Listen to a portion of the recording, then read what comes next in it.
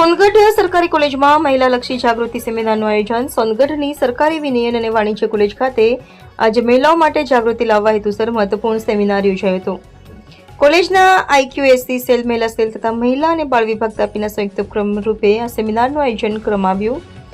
કાર્યક્રમની શરૂઆત કોલેજના આચાર્ય શ્રી ડોક્ટર રાજેશ પટેલના આશીર્વાદથી પ્રવચનથી થઈ હતી. ત્યારબાદ મહેમાનો તથા વક્તાઓનું પુષ્પગુચ્છ આપીને સન્માન કરવામાં આવ્યું હતું.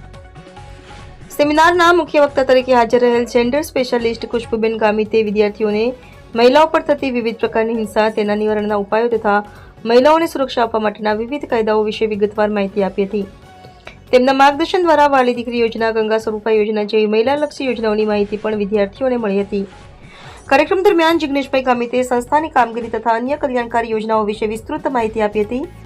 આ સેમિનારમાં કોલેજના કુલ 142 વિદ્યાર્થીઓ ઉત્સાહપૂર્વક જોડાયા હતા. સમગ્ર કાર્યક્રમનું સંચાલન પ્રોફેસર અંજના મેડમે કર્યું હતું, જ્યારે આભાર વિધિ ડોક્ટર લતા મેડમ દ્વારા વ્યક્ત કરવામાં આવી હતી. મહિલા જાગૃતિ અને સુરક્ષા જેવા સંવેદનશીલ મુદ્દાઓ પર વિદ્યાર્થી સમુદાયમાં જાગૃતિ લાવવા એવો પ્રયાસ યુવાનોમાં માહિતી અને સમજ વધારવાનો સકારાત્મક પ્રયાસ બની રહ્યો છે.